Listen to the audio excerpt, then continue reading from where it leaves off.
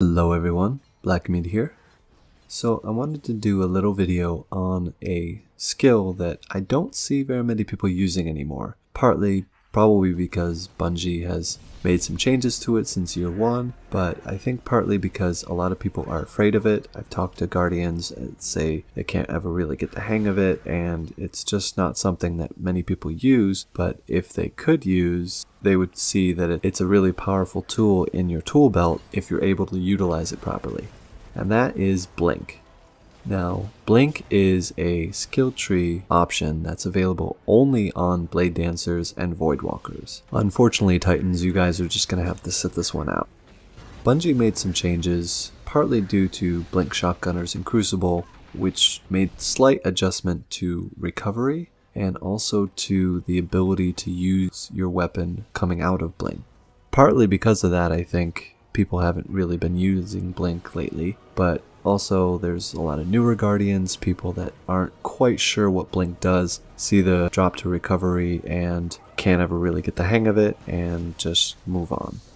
There is a learning curve associated with it, especially for the Warlock Glide. You can see exactly where you're going, you can follow the arc of your pathway. The Hunter double jump is also really easy to use. You know that you have a second jump coming when you're in the air.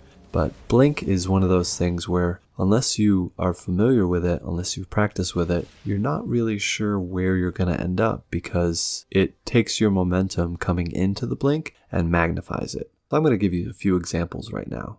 So if I'm running and I jump, as you can see, I'm just jumping and I'm moving forward. But if I jump and then I blink, I'm going to be moving even farther forward because that blink is as Bungie calls it, a short distance teleport. So I'm moving even farther forward based on my forward momentum from my run, but also my upward momentum from the initial jump. If I double click A very fast, I'm going to go a lot higher than if I do a jump and then I do a more delayed second jump to initiate the blink. As you can see here, I go a lot higher, and then this next blink that I do, I go more forward, but not quite as high. It's more of a forward blink than it is an upward blink.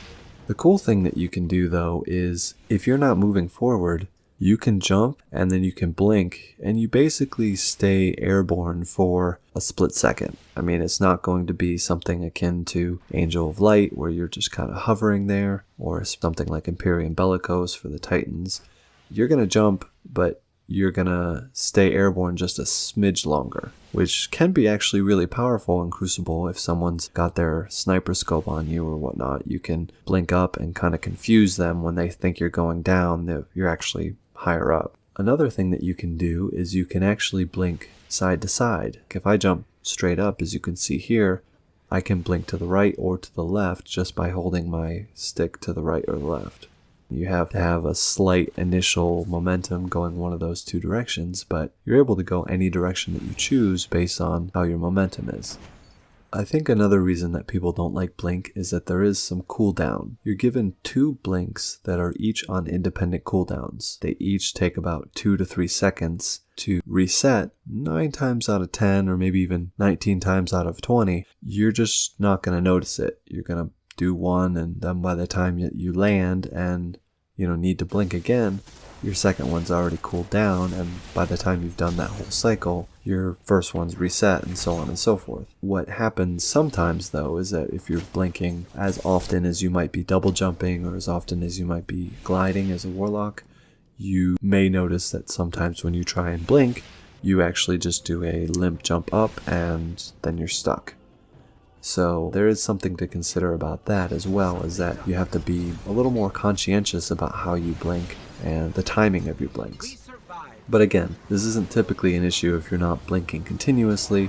Most of the time you're going to be running and then blinking, and then you're not going to immediately blink following your first blink. You might jump up again or engage in the gunfight or just run away. So like I said, I just wanted to give you guys a quick heads up and rundown of what I think is the most powerful jump in the game. If you can master Blink, most of the other jumps will feel a little flat, a little delayed. You'll feel a little bit more vulnerable, especially with the Warlock Glide, because you're kind of a moving target up there, with akin to like a bird coming down to land. One more thing though, one of the most interesting things I think about Blink is that if you're falling downwards, especially if you're like falling off a cliff, Blink will actually make you teleport farther down so you can almost time when you're going to be landing somewhere. So let's say for something like a fall in Vault of Glass, or some of the missions in the Rise of Iron where you actually have to fall down, you can fall for a long time, and then when you blink, you'll just land on the ground like nothing ever happened. You basically teleport and land on the ground, and then everything's fine. It does take a little bit more in the way of timing. Again, everything with Blink is timing related, but it's kind of cool just to be able to land on the ground, be like, yep, I just teleported here.